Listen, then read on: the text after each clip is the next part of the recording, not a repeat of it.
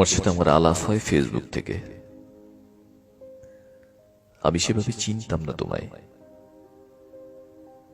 কয়েকটা ছবি দেখেছি, দু একবার প্রোফাইল ঘুরে এসেছি তার আগে। তারপর যখন প্রেমে পড়লাম, তখন আমাদের 2 মাস চলছে বন্ধুত্বের। যদি বোঝাতেই হয়, গোটা 5 প্রোফাইল পিকচার, গোটা 10-12 কভার, আর প্রায় শখানেক পোস্ট, এই ছিল আমাদের সম্পর্কের টাইম লাইন। তুমি ছেড়ে গেছো যে কদিন হলো, তারও একটা টাইম লাইন আছে। গোটা 3 প্রোফাইল পিকচার, গোটা 6 কভার, ধরে নাও গোটা 50 পোস্ট। কি অদ্ভুত ভালোবাসা ছিল আমাদের। ছেড়ে যাওয়া, থেকে যাওয়ার টাইম লাইন সব কিরকম পাল্টে যায়। তারপর যেদিন আমি তোমার ব্লক লিস্টে যাই, সেদিন থেকে কত লেখা লিখেছি,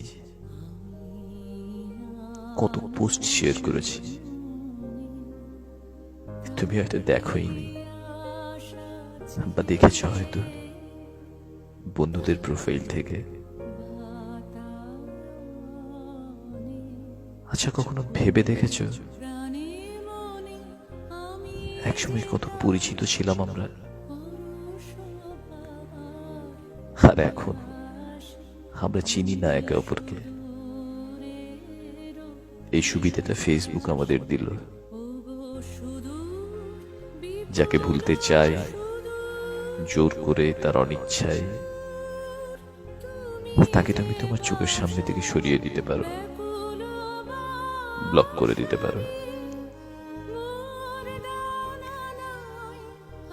তারপর আরো কত পোস্ট করতে থাকি আমরা। টাইমের সাথে সাথে টাইম লাইন পাল্টে যায়। কিন্তু ভেবে দেখেছ কি, একসময় তুমি যাকে চাইলে, নির্দ্বিধায় তাকে এমন পর্যায়ে ঠেলে দিলে আর কোনো দিন কথা হবে না। একটা বয়স পার করার পর যখন মনে পড়বে, পারবে খুঁজতে, পারবে আনব্লক করতে, যখন লগ ইন বা লগ আউট করার ক্ষমতা, সামর্থ্য আর কোনোটাই থাকবে না। একটা বয়স মনে করার পর মনে থাকবে আনব্লক করার কথা। শুধু এইটুকুই বলার ছিল তোমায়, ফেসবুক থাকবে তো চিরকাল। সময়ের সাথে সাথে আরো যুবক হবে আমরা, কিন্তু এই জগতে আরো পুরনো হতে থাকবো। তখন চাইলেও ব্লক লিস্ট থেকে আর ফ্রেন্ড লিস্টে যেতে পারবো না।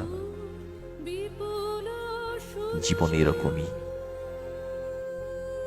ছেড়ে যাও যদি তুমি চাও, থেকে যাও যদি তুমি চাও, ভুলে যাও যদি তুমি চাও। মনে যদি থাকে, মনে থাকবে। জোর করে মুছে দিলে ফিরিয়ে আনা যায় না। একদিন সবাই পাসওয়ার্ড ভুলে যায়, তা জীবনের হোক বা ফেসবুকের। তখন কিন্তু চাইলেও আর ফিরিয়ে আনা যায় না। সম্পর্ক না থাক, সংযোগ যেন থেকে যায়, তা রাখতে হয়।